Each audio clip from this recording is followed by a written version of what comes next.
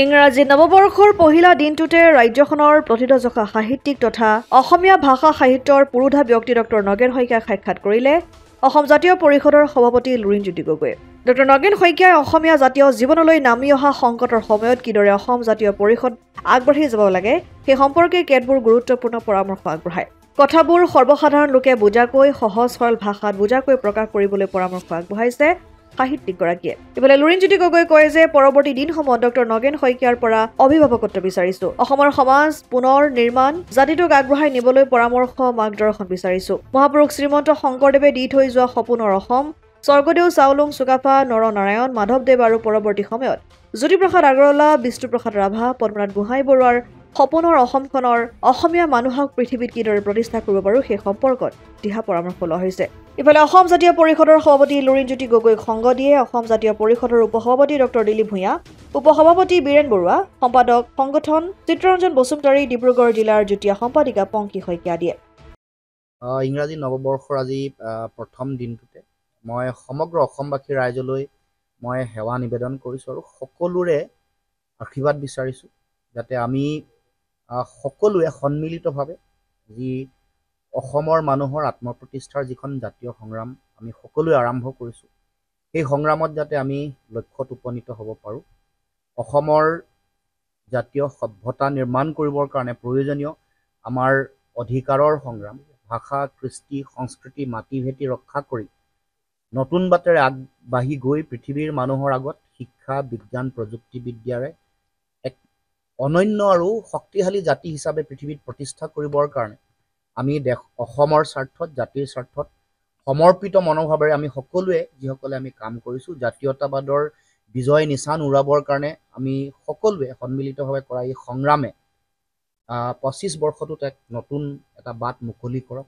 ন উদ্যম আৰু ন শক্তিৰে অগ্ৰসৰ হওক তাকে আমি কামনা কৰি আজি এই প্ৰথম দিনটোত এগৰাকী প্ৰসিদ্ধ সাহিত্যিক অসমৰ জাতীয় জীৱনৰ আমি এগৰাকী অন্যতম বিবেক বুলি কওঁ, জাতীয় বিবেক এগৰাকী অন্যতম অসমৰ সমাজ জীৱনৰ ডক্টৰ নগেন শইকীয়া ছাৰৰ ওচৰলৈ আহি আমি সেৱা জনাই আশীৰ্বাদ লৈছোঁ আৰু তেখেতৰ পৰা পৰৱৰ্তী দিনসমূহত আমাৰ তেখেতৰ অভিভাৱকত্ব বিচাৰিছোঁ, দিহা পৰামৰ্শ বিচাৰিছোঁ, মাৰ্গদৰ্শন বিচাৰিছোঁ কেনেকৈ আমি আগবঢ়া উচিত, কেনেকৈ জাতি আগবঢ়া উচিত আৰু কেনেকৈ সমাজ পুনৰ যিটো সংকট আছে এইবোৰ পুনৰ নিৰ্মাণ কৰিব লাগে সমন্বয়েৰে সকলোৰে মাজত সমিল মিলেৰে ভাতৃত্ববোধেৰে আৰু আমি সপোনৰ যিখন অসম গুৰুজনা মহাপুৰুষ শ্ৰীমন্ত শংকৰদেৱে দি থৈ যোৱা অসম স্বৰ্গদেউ চাওলুং চুকাফা মহাৰাজ নৰনাৰায়ণ বা মাধৱদেৱ বা পৰৱৰ্তী দিনসমূহত জ্যোতিপ্ৰসাদ আগৰৱালা বিষ্ণুপ্ৰসাদ ৰাভা পদ্মনাথ গোহাঁই বৰুৱা সপোনৰ যিখন অসম সেইখন প্ৰতিষ্ঠা কৰি পৃথিৱীত কেনেকৈ অসমীয়া মানুহক অসমক কেনেকৈ প্ৰতিষ্ঠা কৰিব পাৰোঁ সেই সম্পৰ্কত তেখেতৰ পৰা আমি দিহা পৰামৰ্শ লৈছোঁ। তেওঁ হিয়া উজাৰি আশীৰ্বাদ দিছে আৰু তেখেতে কৈছে যে ২৫ বৰ্ষটো আমাৰ কাৰণে সকলোৰে কাৰণে অতি গুৰুত্বপূৰ্ণ আশা আৰু প্ৰত্যাশাৰ এটা বছৰ হ'ব এই বৰ্ষটো। আমিও কামনা কৰোঁ যে ২০২৫ বৰ্ষ আমাৰ অসমৰ মানুহৰ এক স্বাভিমান প্ৰতিষ্ঠা কৰাৰ বৰ্ষ হওক, স্বাধিকাৰ প্ৰতিষ্ঠাৰ যি সপোন ই বাস্তৱায়িত হওক আৰু তাৰ লগে লগে আমি অসমখনক যিটো পৰিৱেশ অসমত বিৰাজ কৰিছে এইবোৰ নাইকিয়া কৰি সমন্বয় সাম্প্ৰদায়িকতা নাইকিয়া কৰি সমন্বয় যাতে প্ৰতিষ্ঠা কৰিব পাৰোঁ, অসমৰ প্ৰতিটো জাতি জনগোষ্ঠী ভাষা ভাষী ধৰ্ম যাতে একত্ৰিত কৰিব পাৰোঁ বা একত্ৰিত হয় ২৫ যাতে তেনেকুৱা এটা সমন্বয়ৰ শক্তিশালী বাৰ্তা কঢ়িয়াই যিমানবোৰ জাতীয় সংকট আহিছে এইবোৰ নাইকিয়া কৰি আমাৰ যাতে ৰাজনৈতিক অধিকাৰ বা জাতীয় অধিকাৰ যাতে আমি সাব্যস্ত কৰিব পাৰোঁ, যি সময়ত ভাষিক আৰু সাংস্কৃতিক সংকট আহিছে এইবোৰো যাতে মৰীখন কৰিব পৰা এটা পৰিৱেশ যাতে সৃষ্টি হয় তাৰ কাৰণে আমি সকলোৱে কামনা কৰিছোঁ আৰু নগেন শইকীয়া ছাৰে আমাক বিভিন্ন ধৰণৰ দিহা পৰামৰ্শ আগবঢ়াইছে কেনেকৈ আগবঢ়াটো উচিত, কোনবোৰ কথা আমি গুৰুত্ব সহকাৰে লোৱাটো প্ৰয়োজন, আমাৰ ভাষা কেনেকৈ জীয়াই ৰাখিব লাগিব, অসমীয়া ভাষাৰ উপৰিও আন আন জনগোষ্ঠীয় জনজাতীয় যিবোৰ ভাষা আছে সেইবোৰৰ উৎকৰ্ষ সাধন কৰিবৰ কাৰণে কেনেকৈ আমি ভূমিকা পালন কৰিব লাগে, অসমীয়া ভাষাই কেনেকৈ সকলো মানুহৰ মাজত সমন্বয় আৰু সংযোগ স্থাপন কৰিছে সেই সম্পৰ্কতো তেওঁ আমাক বিভিন্ন দিহা পৰামৰ্শ আগবঢ়াইছে। তাৰ লগে লগে গুৰুজনাৰ সংস্কৃতি বা গুৰুজনাই দি থৈ যোৱা দৰ্শন আদৰ্শ কেনেকৈ মানুহে হৃদয়ত স্থাপন কৰিব লাগিব, সমন্বয় কেনেকৈ গঢ়ি তুলিব লাগিব, বিভেদ, সংকীৰ্ণতা, ঘৃণা এইবোৰৰ বাতাবৰণ নাইকিয়া কৰি আমি এখন আধুনিক, উন্নত, গণতান্ত্ৰিক আৰু বিজ্ঞানসন্মত এখন কেনেকৈ মানৱীয় প্ৰমূল্যৰে শক্তিশালী সমাজ গঢ়িব পাৰোঁ সেই ক্ষেত্ৰত মনোনিৱেশ কৰিবৰ কাৰণে ছাৰে আমাক পৰামৰ্শ দিছে। আৰু তাৰ লগে লগে যিবোৰ অতদিনে অমীমাংসিত জাতীয় প্ৰশ্ন যিবোৰ আছে, জাতীয় যিবোৰ সংকট, যিবোৰ জাতীয় বিষয়ে আমাক সদায় ভাৰাক্ৰান্ত কৰি ৰাখিছে, আমাৰ অধিকাৰ, আমাৰ সম্পদৰ ওপৰত অধিকাৰ, আমাৰ অৰ্থনীতিৰ জাতীয় পুঁজি, যিবোৰক আমি নতুন ধৰণে আগবঢ়াই লৈ যাব পৰা নাই, সেইবোৰতো আমাৰ কৰণীয় যিটো দায়িত্বৰ কৰ্তব্য আছে,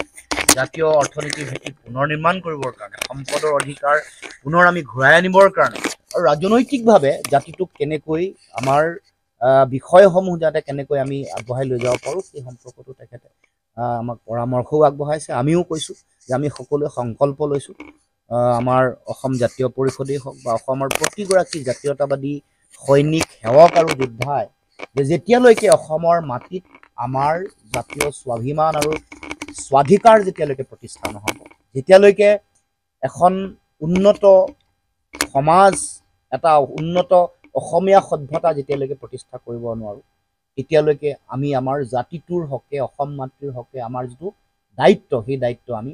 পালন কৰিম। সেই সংকল্প পুনৰ দোহাৰিছোঁ আৰু পুনৰ আজি ইংৰাজী নৱবৰ্ষৰ এই প্ৰথম দিনটোতে পুনৰ অসমবাসী ৰাইজক প্ৰতিশ্ৰুতি দিছোঁ যে অসম মাতৃৰ প্ৰতি আমাৰ যিটো দায়িত্ব, দায়বদ্ধতা, যিটো নিস্বাৰ্থভাৱে, আপোচবিহীনভাৱে সদায় আমি কৰি যাম আৰু অসম মাতৃক পৃথিৱীৰ মানুহৰ আগত এটা অতি শক্তিশালী উন্নত জাতীয় সভ্যতা হিচাপে প্ৰতিষ্ঠা কৰিম। সকলো ক্ষেত্ৰত, শিক্ষা, সংস্কৃতি, গৱেষণা, বিজ্ঞান প্ৰযুক্তিবিদ্যা, সকলোতে আমি ক্ৰীড়া, সকলো ক্ষেত্ৰত যাতে এটা একক আৰু অনন্য জাতিসত্তা হিচাপে পৃথিৱীৰ মানুহৰ ওচৰত আগত প্ৰতিষ্ঠা কৰিব পাৰোঁ, এটা অতি শক্তিশালী সভ্যতা হিচাপে প্ৰতিষ্ঠা কৰিব পাৰোঁ, তাৰ কাৰণে আমাৰ ফালৰ পৰা আমাৰ প্ৰচেষ্টা অব্যাহত থাকিব, যুঁজ অব্যাহত থাকিব। অসম আদিত্য, ডিব্ৰুগড়। NKS হুণ্ডাইলৈ স্বাগতম। নৰ্থ ইষ্টৰ প্ৰথম GDSI 2.0 ফিচাৰ্ছ ডিলাৰ হৈছে NKS হুণ্ডাই। অত্যাধুনিক সা সুবিধাৰে তৈয়াৰী মষ্ট আপডেটেড হুণ্ডাই ডিলাৰ এতিয়া ডিব্ৰুগড়ত। আমাৰ NKS হুণ্ডাই ডিলাৰত open sales consulted room, customer ৰুমৰ লগতে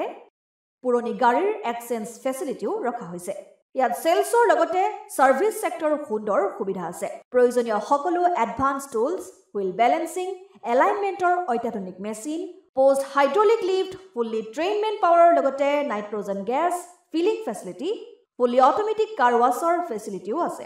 লগতে NKS হুণ্ডাই ডিলাৰে কাষ্টমাৰসকলৰ সুবিধাৰ্থে মোবাইল ছাৰ্ভিচ ভেনৰো ব্যৱস্থা ৰাখিছে, য'ত হাইড্ৰলিক লিফ্ট, ৱাশ্বিং ফেচিলিটি,